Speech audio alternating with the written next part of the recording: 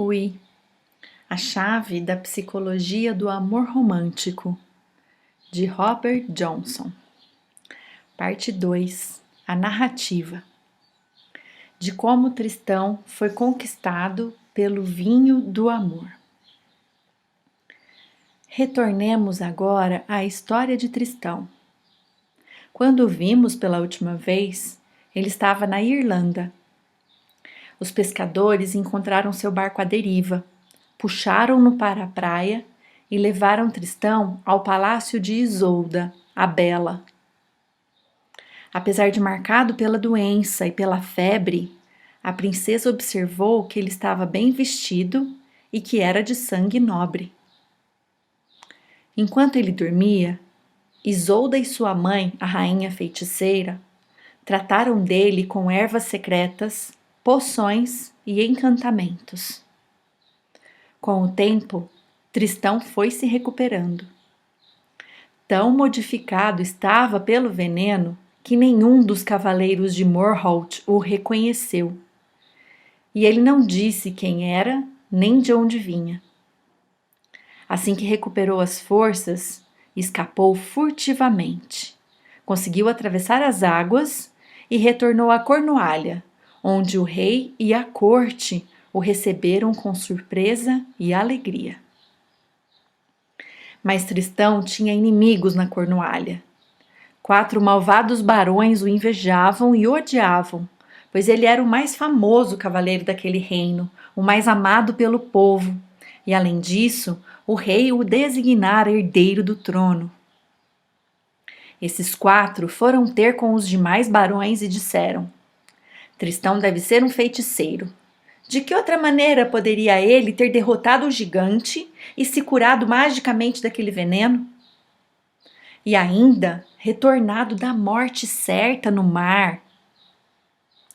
Se ele se tornar rei, nossas terras estarão nas mãos de um bruxo. Assim, os barões se voltaram contra Tristão, pois poucos sabem que aquilo que os feiticeiros fazem pela magia, alguns homens podem fazer pela bondade, pelo amor e pela coragem.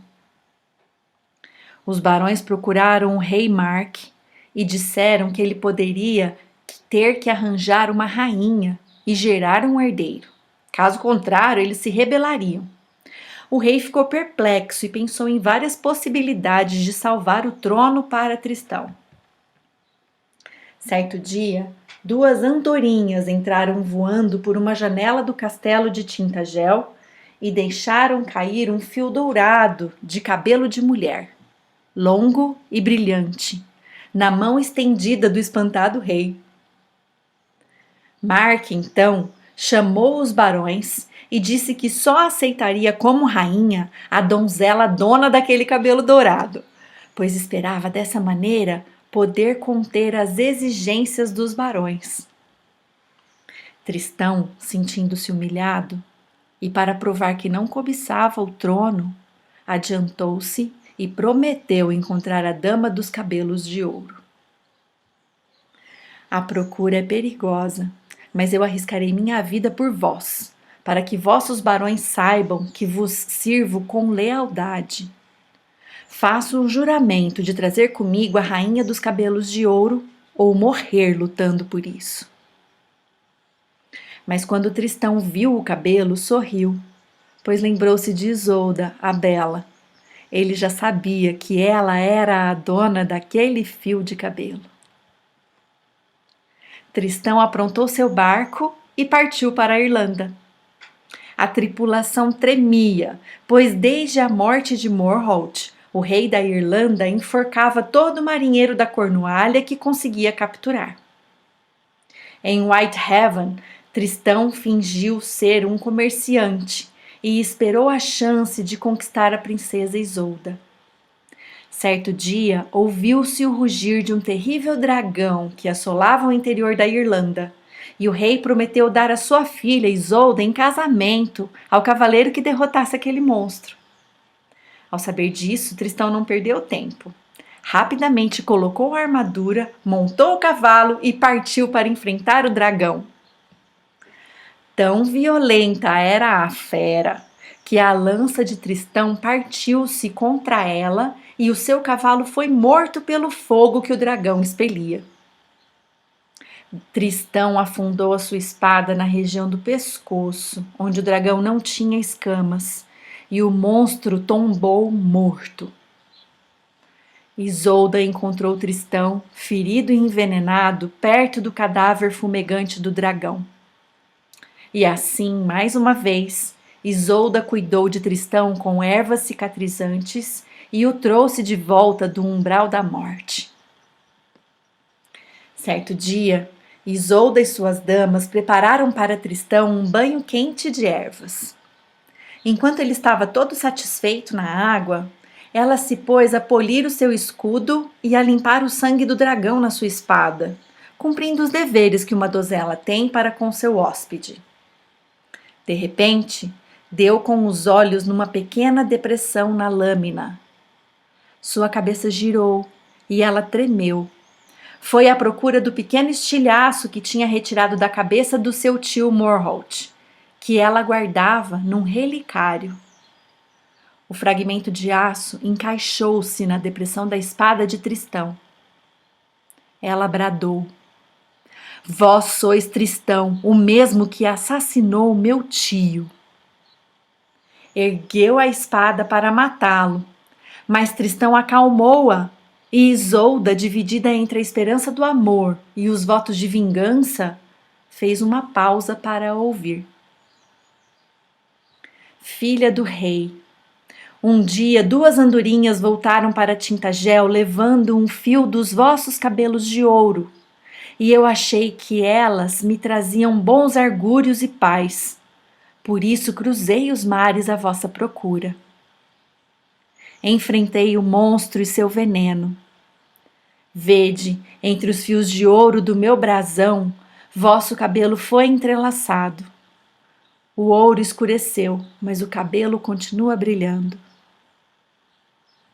Quando Isolda ouviu essas palavras, abaixou a espada e foi olhar o brasão de armas de Tristão, encontrando lá o fio do seu cabelo dourado. Guardou silêncio por longo tempo. Depois, beijou-lhe os lábios. Passados alguns dias, Tristão foi ter a presença do rei e da rainha da Irlanda.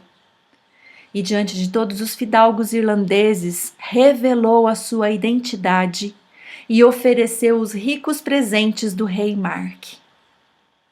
Contou-lhes que derrotara o dragão para compensar a morte de Morholt e sugeriu que Isolda a Bela desposasse o rei Mark e viesse a ser rainha da Cornualha.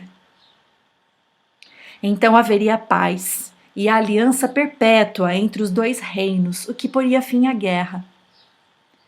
O rei e seus barões ficaram satisfeitos com as suas palavras e com os presentes ofertados, e sentiram-se felizes pela honraria concedida à princesa Isolda. Mas Isolda a Bela fremia de humilhação e dor. Tristão, tendo-a conquistado, agora a desdenhava. A bela história do cabelo de ouro não passava de uma mentira. Era a outro que ele a entregava. Assim, pelo bem do rei Mark, Tristão, usando a força e a astúcia, conquistou a rainha dos cabelos de ouro. Ele, o raptor, viera até a Irlanda, usando um ardil, afastara-a de sua mãe e de sua terra. Não tivera a dignidade de tomá-la para si mesmo e agora estava levando como sua presa, sobre as ondas, para a terra inimiga. A rainha feiticeira colheu flores, ervas e raízes. Embebeu-as em vinho e sobre essa poção lançou um sortilégio.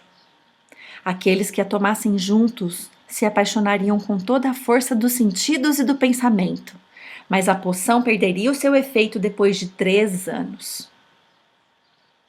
Em seguida, entregou-a secretamente a Branghen, criada de Isolda, e encarregou-a de oferecer a poção somente ao rei Mark e a Isolda na noite de núpcias, quando estivessem sozinhos.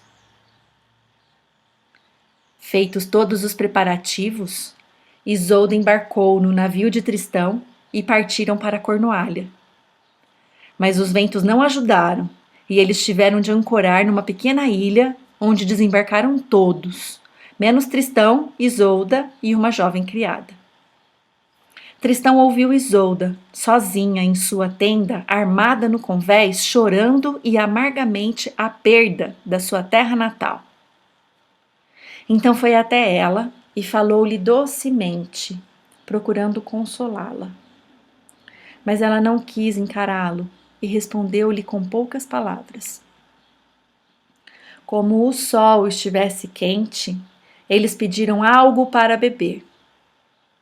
A criada, que era pouco mais que uma criança, encontrou a pilha de vinho fresco que Brangien havia escondido e levou-a até eles, que beberam sofregantemente, pois estavam com sede. Horas mais tarde, Brangien encontrou Tristão e Isolda, ainda sentados no mesmo lugar, olhando-se fixamente no fundo dos olhos, enlevados, presas do feitiço. Ela viu a bilha à sua frente e um calafrio percorreu-lhe o corpo, pois era a bilha que continha o vinho de ervas.